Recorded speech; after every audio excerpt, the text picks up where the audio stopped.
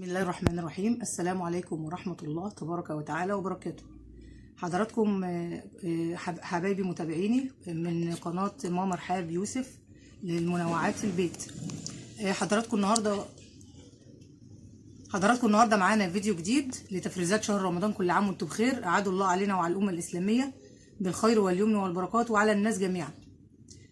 حضراتكم ان شاء الله ما تنسوش تفعلوا الجرس عشان يوصل لكم كل جديد وتشتركوا في القناه. حضراتكم انا جبت الكميه ديت هنعملها ان شاء الله مع بعضنا، وباذن الله هجيب كميه تانية ان شاء الله. بنجيب الطماطم الجامده زي دي، حمرا خالص اهيت وتكون جامده وتكون نظيفه. ونصيحه ما تجيبوش اللي بتبقى بايظه دي ما بتعيش وما بتكملش معانا. طيب دلوقتي انا هغسلها ان شاء الله، هحطها في الطبق معايا وارجع لكم تاني. حبايب قلبي رجعت لكم مره تانية. بنغسل مع بعض الطماطم. لازم حبايب قلبي نشيل القعم الاخضر دوت، ونغسل الطماطم كويس دور واتنين، علشان طبعا الميكروبات وكورونا ربنا يا رب يحده عننا كلنا ويعافينا منه. اهوت حبايب قلبي بنشيل الخضره دي بنحدفها هنا، ونغسل الطماطم كويس جدا اهوت.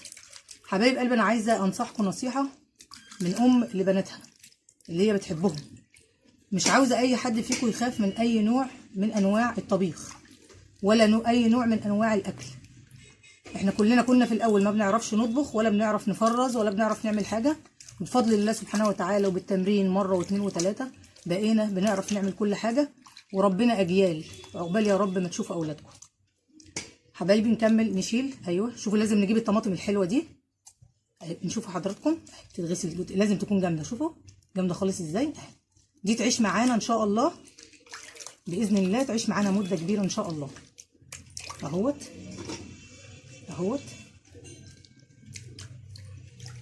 نشيل القعم الاخضر دوت مع بعضنا، نغسلها غسيل كويس قوي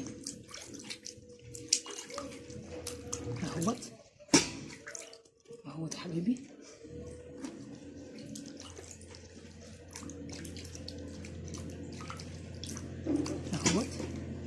بسم الله الرحمن الرحيم. تبارك الله، كل ده خير ربنا سبحانه وتعالى. تبارك الله سبحانه وتعالى في خلقه. الحمد لله والشكر لله على رزقه. دايما نحمد ربنا، لان من حمد الله سبحانه وتعالى وشكره هو ده الشكر بتاع ربنا سبحانه وتعالى. من حمد الله الله رضى عليه.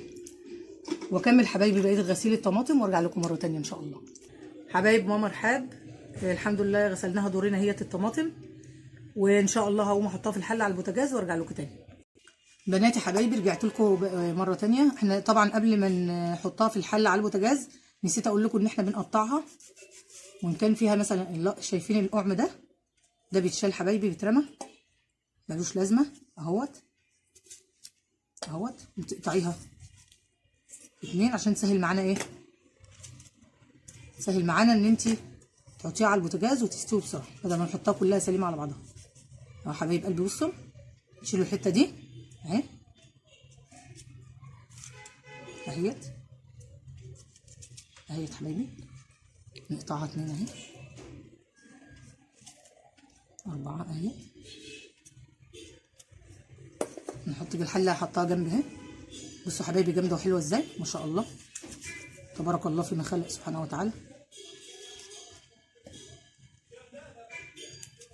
ما شاء الله. اهيت حبايبي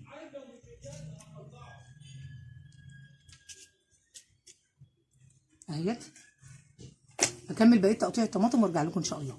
حبايب قلب ماما رحاب بناتي حبايبي، دلوقتي احنا جبنا الطماطم قطعناها بعد ما غسلناها مرتين معاكم وحطيناها. هنولع عليها دلوقتي على البوتاجاز تاخد غلوه واتنين مع التقليب ان شاء الله، وهرجع لكم مره تانية. حبايب قلبي متابعين قناه ماما رحاب يوسف في البيت، دلوقتي هنفتح على الطماطم. معلش يا رب البخار ما يكونش جاي على الشاشه، ونقلب تقلبتين اهي يا حبايبي. اهو حبايبي نقلب تقلبتين، هي بتغلي خالص خلاص تاخد غلوه واحده بس ونقفل عليها ونعملها في الخلاط ان شاء الله. حبايب قلبي ورجعنا بردنا الطماطم. نجيب مقصوصه زي دي كده، بسم الله الرحمن الرحيم، ونشيل الطماطم ونحطها في الخلاط، اي خلاط عندك بقى، خلاط قديم خلاط حديث، مفيش خلاط بيقول لا. اهو يا حبايبي نحاول نصفي من الميه اهوت. ادي الخلاط الاولاني حبايبي، واد اخوه عندي كمان خلاط اهوت، هما الاتنين اخوات، محبش اخلي واحد يشتغل والتاني يقعد زعلان. اهو يا حبايب قلبي نصفي من الميه كويس، نضربهم بقى حبايب قلبي. هنشغل، انا عندي خلاطين اهما زي ما قلت لكم اخوات وحبايب، ما بحبش اسيب واحد فيهم يشتغل والتاني زعلان، فهنشغل الاثنين.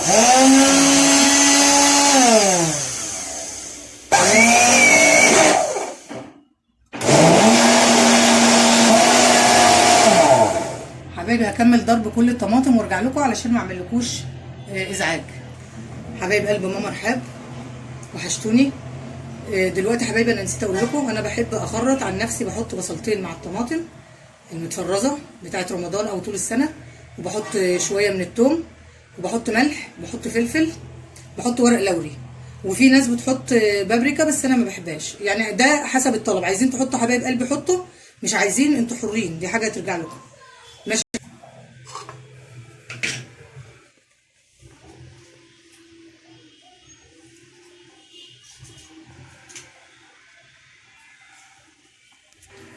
هكمل بقيه المكونات يا حبايبي في قلب الخلاط التاني وارجع لكم على طول ونضربهم. حبايبي خلصنا ان شاء الله كل كميه الطماطم اللي ضربناها في الخلاط. هنصفي كل الكميه مع بعضنا كده اهيت. بسم الله الرحمن الرحيم اهيت.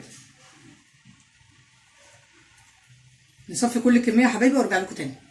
حبايب قلبي خلصنا الكميه ولسه الباقيين هنعبيهم دلوقتي ان شاء الله في الاكياس هنفرزهم.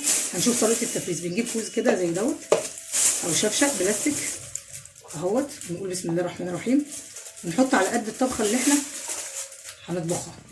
مثلا انا بالنسبه لي هحط كوبايتين مثلا ونص من دول او كده، او كوبايتين. ماشي يا حبايب قلبي، ونرفعه كده من اهو نعمل الكيس كده اهو، طلع منه الهواء اهو يا حبايبي. الهواء يطلع، لازم الهواء يطلع كده من الجناب اهو اهو. نقوم جايين عاملين كده بعد الهواء ما طلع كويس اهو، احنا طلعناه كويس خالص اهو. ماشي يا حبايبي، نتني الكيس كده تانية وتانية كمان، ونعمل كده اهو حبايب قلبي، ونقلبه لورا كده. ما تخافوش اهو، عمره ما يجرى له اي حاجه اهو. نعمل واحد تاني كمان بالشكل ده حبايبي. نحط الكيس اهوت، نحط الكميه اللي احنا عايزينها. بسم الله الرحمن الرحيم. ارجع هنا شويه اوسع لنفسي اهو يا حبايبي. الكميه اللي انتوا عايزينها اعملوها اهي يا حبايبي. بسم الله الرحمن الرحيم. ما تخافوش من اي هنا زيادات هنا على الكيس، مش مشكله اهو، ممكن نمسحه عادي اهو.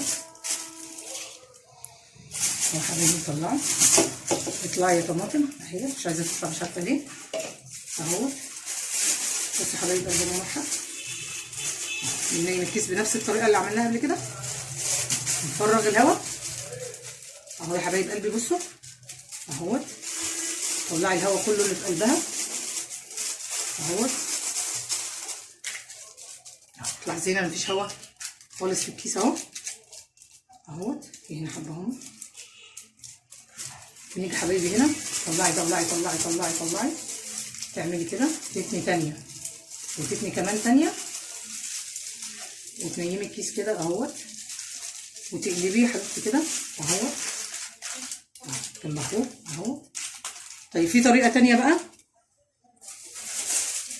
الصراحه دي بقى انا بقى بحب الطريقه دي عشان هي سهله عليا، طريقه والدتي ربنا يديها طول العمر يا رب والصحه. بسم الله الرحمن الرحيم. حطي برده الكميه اللي انت عايزاها اهو يا حبايب قلبي. بسم الله الرحمن الرحيم. اتعدي لي يا كيس. بصوا بصوا يا حبايب قلبي، معانا الكيس اهوت بالشكل ده. نمسكه من تحت نفرغ نفرغ نفرغ نفرغ نفرغ، نطلع كل الهواء اللي في قلبه اهوت. نتاكد ان احنا فرغناه كويس كويس كويس، ان الهواء اللي في قلبه اهو ما فيهوش هواء اهو. واقوم جايه ربطاه ربطه لزوزه جميله زيكم كده يا حبايب ومتابعين قناه ماما رحاب يوسف في البيت اهي يا حبايب قلبي. وعندكم طريقتين اللي تريح حبايبي اعملوها. ماشي يا حبايبي، لو عجبكم الفيديو ان شاء الله اعملوا لي لايك واشتركوا في القناه، واكتبوا لي في التعليقات انتوا عايزين اعمل لكم ايه جديد. وطبعا انا بكلمكم زي بناتي، ويا رب اكون ضيفه خفيفه عليكم. والسلام عليكم ورحمه الله وبركاته.